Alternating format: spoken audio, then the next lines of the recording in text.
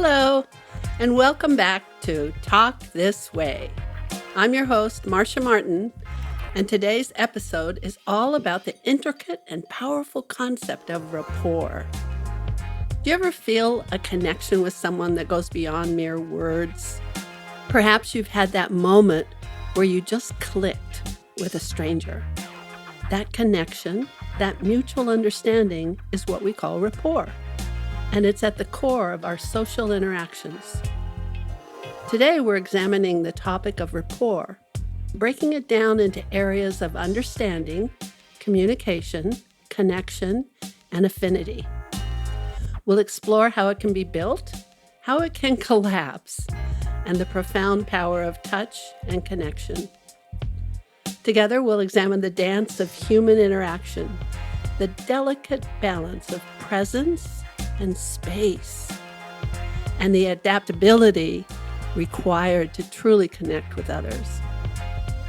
From personal anecdotes to philosophical insights, from traditional face-to-face connection to building rapport digitally, this episode promises to equip you with a deeper understanding of one of the most fundamental aspects of human interaction. So grab a comfortable seat and prepare to embark on a fascinating journey into the heart of human connection. Here we go.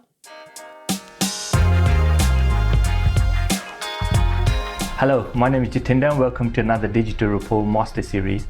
And I've just been on a 3-day public speaking course with a lady who's considered to be the godmother of personal development, and her name is Marcia Martin. So Marcia, thank you very much firstly for taking the time out of your busy schedule to do this interview with us. And just so that the viewers know who you are, just feel free to just let them know why you're considered to be the godmother of personal development. I hope that it's not because I'm so old. No, it's because of my experience and my background. I was one of the original founding members of an organization called EST, which became Landmark and was the largest personal development company in the world, training millions and millions of people. I co-created the Transformational Leadership Council with Jack Canfield, my dear friend. So I've been in the realm and domain and industry of transformation and transformational leadership my whole life. So I'm one of the ones I guess you could come to and ask questions of, and I'll have something to say. Absolutely. At least. Absolutely. That's one of the things I've learned in industry, is that if you want to learn something, you go to the masters, you go to the people who have done it before, and they're the people that give you like the source knowledge. And that is very, very important considering the amount of junk that's already out there at the moment. So it's a privilege and an honor to have you here. So Marcia, thank you. And so I was telling that we're working on a project called Digital Rapport, and one of the things we're exploring in that is the whole concept of rapport. Yes. So from your experience, what would you say is rapport? Wow, that's a big one. I think what I would say, there are some aspects of rapport, and they include if you understand someone, you have the same kind of reality that they do. Mm-hmm. If you can communicate well with them and have some kind of a connection, and if you like each other. Right. So I would say affinity, reality, mm-hmm. communication. When those three things, and I would include connection with communication, are in, mm-hmm. then we say we have rapport. Right. And I've noticed it's a nice little triangle you can use as a trick, because mm-hmm. if you notice when people's rapport breaks down, one of those three things is out. Right. So if I stopped talking to you for over a period of time, mm-hmm. we just didn't have any communication and connection. Yeah. What we would discover is we would kind of like each other a little less. We wouldn't be as excited about each other, and our realities might change. Okay. All right. And if you and I had a breakdown or an upset, that's usually a break in reality. Mm-hmm. So you see the world one way and I see the world another way. Yeah. So I've got a different reality than you. Right. Then that creates an upset. I think I'm right, you think you're right. Mm-hmm. We both try to make each other wrong. Yeah. Well, if that break happens, then you'll notice you don't want to talk to that person anymore. So communication and connection goes. And also connection goes, right? Yeah. And affinity, you stop liking that person as much. Would you say that on some level that when you're communicating one-to-one with someone, there's an element of a type of synchronicity where you're trying to be very similar to each other? Would you say that that's an aspect of it, or? I wouldn't exactly, Jatinder, say it that way, because it's not like you try to copy someone.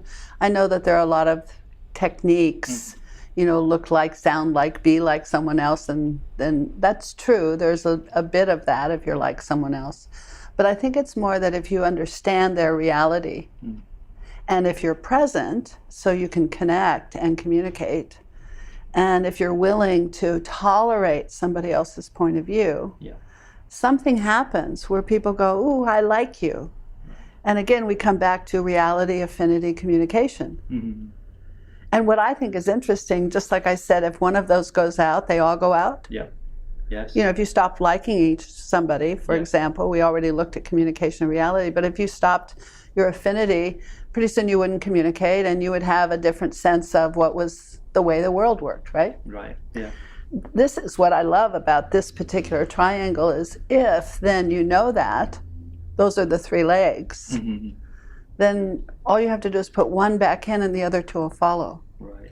So if I can find a way not to be like you, like you were saying, but more to understand your reality and see it from your point of view and tolerate that and allow myself to consider it's possible to look at the world that way and let you know that I have the same reality as you, suddenly that person will like you more. Right. And then you'll start communicating. Okay, so do you think then when you are communicating with someone,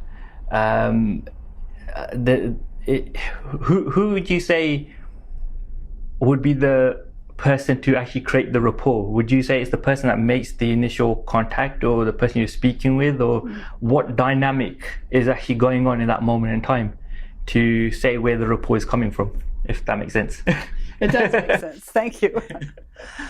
I think it's a process of kind of an exchange, like a dance. Now, I do think that some people are more skilled in communication skills. I've been working in this area my whole life, so I can tell when a person is afraid or not confident or shy or upset, and I can tease them out and through that, and then they can feel good, and then that's kind of like I'm in the same reality that they are. I see the world, that I kind of saw that, then they feel better.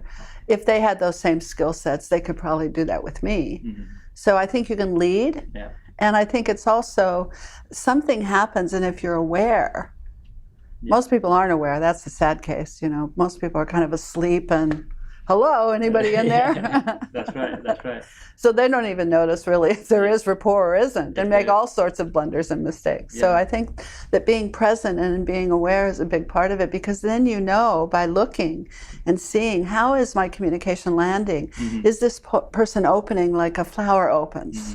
Is this person retracting and contracting and going back and, hiding like a turtle does sometimes? Right. Well, then to dance back and forth and bring them out. And then that safety in that space, people end up saying, wow, I really like this person, or I can communicate with them and I can connect, and they see things like I do, or they understand how I see things. So then we say, oh, we have rapport. Right. And would you say that when you're communicating with people, like when you first time meet people for the first time, would you say that rapport is like the first thing that needs to be built? What are your thoughts on that? Or I think the first thing that needs to be built is an understanding that I even recognize that you exist. Right. And I think that's a piece of rapport. So I don't think rapport is one of those things where you build it and then you do something else. I think rapport is something where you start with one little piece of sand, and then pretty soon you have a beach. Okay. So it's the whole process along in terms of your rapport deepens, it widens, it expands. But I think the first entry into rapport is that someone gets a sense that you see them. I love Avatar in the movie where it says, I see you. Because that is true. Most human beings walk by other human beings. And even when people say hello, it's like, they don't really connect to say, hey, I recognize you're there. I want you to know I'm here too. And greetings. Right. So I think that piece of just recognizing somebody exists in space and time and that you honor them, whatever their point of view is or whatever their belief is, that's the beginning. If you were to teach people the process of rapport, if they said these are the kind of steps that you would take to initiate it, what would you say those steps are? How would that work? So if somebody wanted to approach someone or talk to someone, or where does it begin? Do they have to have the courage to go up to someone first, or what happens in that process to start the whole rapport? Well, I definitely, and thank you for that question, I definitely think that there is some kind of courage involved, because if you're going to have rapport, you have to have some kind of a connection. You have to be with the person, and even if you're silent, you can still be communicating. People have rapport across a room just looking into each other's eyes sometimes. And you just know, I like this person, I want to be with this person, I'd like to know more about this person. Okay. But I think it starts with presence. Am I willing to be in present time? And I have noticed when people are together, there's a lot of talk going on, but not much presence. In fact, if you listen to people talk to each other, someone will ask a question and someone will answer with a different answer to a different question, and nobody even notices, and they keep on talking. Yeah. So people just aren't home. So I think that's a big part of rapport. You have to be here. You have to be there, right? And people have all sorts of excuses for not being here. I have a stomach ache. I had a bad night. I had bad dreams. The weather is bad outside. I just came from traffic. It's like silliness, but we have the capacity to determine if we're going to be in present time. Most people think that the way that you get into present time, if something is interesting, and that draws you into present time. Right. So we give the responsibility of being present to something outside of ourselves. Okay. That's very irresponsible. I can be present if I choose to be present. Yes. And if I'm going to have rapport with someone, it's got to start there. Right. And then I would say the second step is space. So things get filled up, people get filled up. They have emotions, they have thoughts, they have concerns. Things are happening in the world, and all sorts of, there's stuff going on. And it's kind of like a cloudy day. It's not clear, it's not open, there's no space. So I think the ability to listen, to be there with someone and let them share and receive them, not try to say, oh, you shouldn't feel like that. Oh, well, no, I have a different opinion. We're so used to rebutting so quickly. But to actually just enjoy the person and let them flow for a while till you get a sense of them, that opening up of the space for them is another big beginning for establishing rapport. Okay, so you said presence is the first thing, and then it's space. Right, so just noticing what's going on kind of stuff, and then as you're noticing, then to be able to pick up on whatever that person's doing or going through, and then having a conversation or thoughts around that. Is that how I got that? Yes. Right. And a big part of that is your capacity and ability and competence in listening. Listening mostly to people is hearing words, sounds. And they say, oh, I'm listening with my ear. Listening to me is a deeper thing. Listening is being with you in such a way that I actually recreate or duplicate your experience instead of trying to change it. Right. I get it the way it is. I actually listen, and I allow you enough time to give it to me. I don't come in the middle and say, oh, I got that, and respond. Sure. I really give you some space to share. That's pretty cool. I mean, just what I need to share on that side of it is that I remember the first time we actually met, and is when you were speaking at the Yes Group, and I think you just approached me, and you put your hand on my back, and it was really strange. It was like it was quite energetic, It was like, ooh, what's that? But as I turned around, it was really cool, because it was like you just like, hello, here I am. That's how it felt, right? When I spoke to you. So, but my response to that inside was genius, seriously. And that was one of the things which I thought that was almost, for me, it was almost like instant rapport. Right. And I wanted to ask you about what is there something else you're doing in that moment as well to because that seemed a lot deeper than just a present space, because it was like instant. Yeah. Well, you have to understand, I've been working on my own capacity to be present and see people and have rapport and communicate and connect my whole life. So now it's kind of in my DNA. Yeah. And there's a part of me that just knows where to go, what to say, what to do, what not to say. And I love the idea of touching people because it's a beautiful thing to connect. And I know when I'm in a seminar and there's someone that's in trouble, or they're crying, or they're upset about something, and I can feel that they're trying to hold it in, and I'll go up behind them and just kind of rub their shoulders a bit. Or if you're a girl, sometimes I love stroking hair. All right.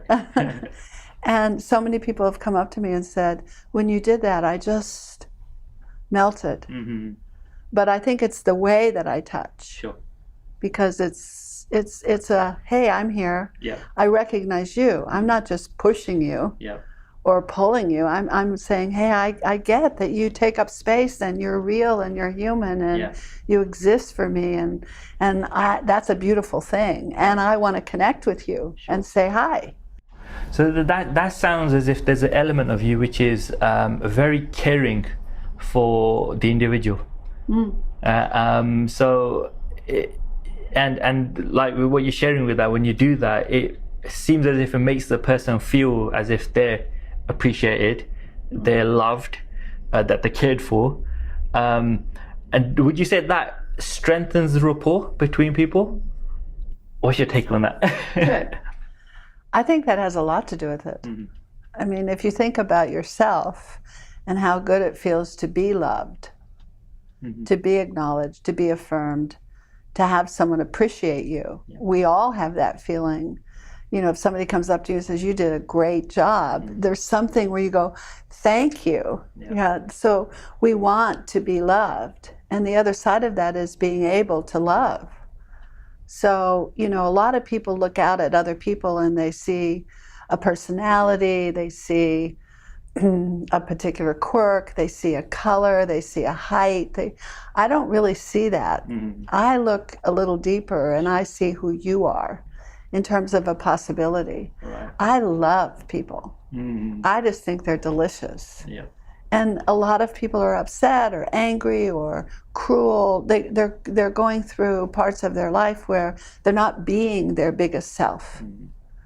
But I think if I can be with them while they're being their smaller self and kind of receive them and have it be okay, that if that's the way they want to express themselves, and it's their choice, that they somehow get that.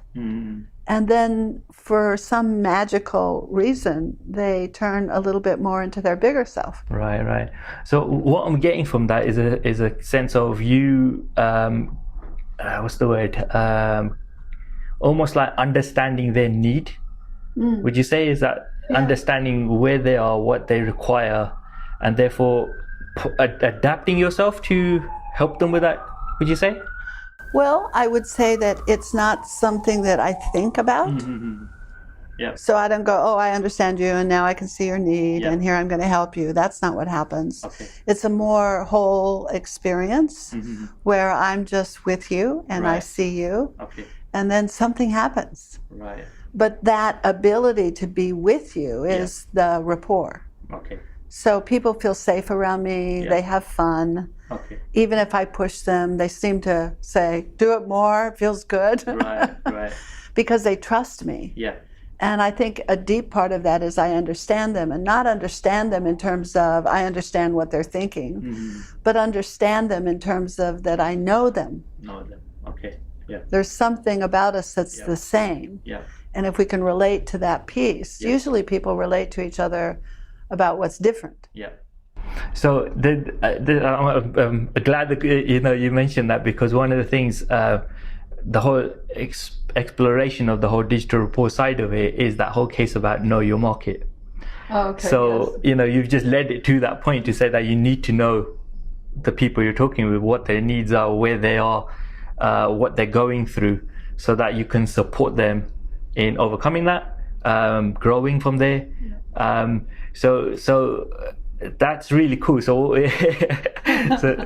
so if we, that's also the, in those kind of situations, that's more like relationships with people, yeah. So if you're, for example, in a kind of sales environment where you're going to be selling, for example, how does rapport work in that situation, or how does it change, or does it change, or is it the same thing, or? Well, I think you opened up a huge topic that maybe we do another interview on, but I will say I have a philosophy that includes whether you're selling or not selling. Is I kind of look at life that I'm flowing down this river. And along the river, there's going to be different kinds of flowers and trees and rocks and animals and people. And if I can appreciate and be grateful for as I flow, something happens. The flowers grow faster, the animals are all excited and kind of wave and say hello. The people feel safe. There's something that goes along with, if I'm flowing, it's not that I have a procedure or a process or a something that I've got 1, 2, 3, and this is what I'm going to do, and then I'm going to have a rapport. It's that I'm in my flow. I come from myself. I know who I am. And who I am is present. I'm not a lazy person, and I'm not irresponsible. So I do be present. And then I look over and I see someone, and I see the part of them that's like me. I see the part of them that's whole. I don't see the part that's missing or wrong or all of that. I could look there if I wanted to, but it's just not where I'm attracted to looking. And when I see that part of them, there's a connection. And in that connection, the person knows I know them. And there's something magical that happens, and then we call that rapport. So it's almost like, as Bruce Lee says, be like water. It's like adapting and going with the flow and just seeing how that goes. So that's really interesting. That's one of the other points is when it's like one-to-one communication, there's such a group of things that are happening in terms of, like, you know, body language, what the person's energy is, how they're feeling. You can see all of that stuff, right? You can physically see it, and therefore to be able to serve them, it's a lot easier, right? So just bearing that in mind, if one of the things that we cover in digital rapport is about, okay, what is rapport? How does it work? And then how do we then translate that online, for example, So, but in the situation or online, you don't meet your audience. You don't see them necessarily unless you're on Skype or something, right? But if you're in a situation scenario when you don't know what you have to do in a way, or who you're connecting with, or anything like that, how would you use the adaptability there? How would you? Well, I go back to, even online, the biggest skill set you have is listening. I mean, I know I'm doing a lot of talking now because you're asking me questions. And when I'm in a seminar, I talk a lot because I'm the person facilitating. But mostly in life, I'm just very still and quiet because everybody has something to say. And not many people listen. So if you can find a way to incorporate online where this whole capacity to be able to listen, it's not what's said, it's what's heard. That really is the result is a function of what's heard, not what's said. So it goes back to that whole thing about knowing your audience. That's true. Right. So where they are, where they hang out, and all that kind of stuff. That's really amazing. To summarize then on the whole thing about rapport, you're saying that the first thing is presence. And then you're saying space. Being present. Not presence like I have so much presence and charisma. But presence in I'm present. You're present. We're in present time. We're here now.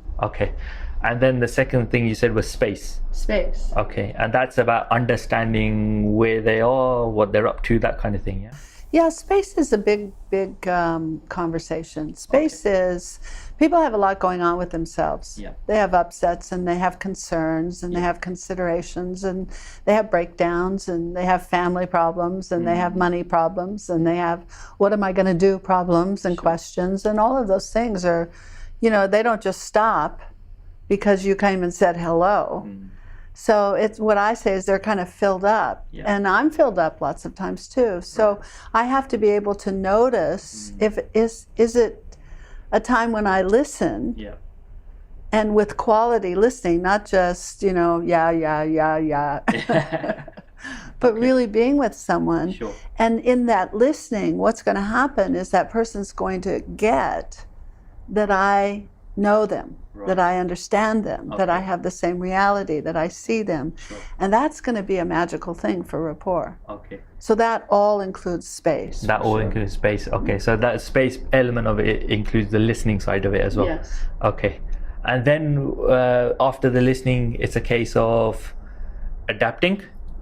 Well, I think it's a case of dancing. Dancing, okay. So still everyone wants to put it in a 1, 2, 3, which I know you have to do because you're creating courses, and sure. we have to know, like, at least let's start here. Yeah.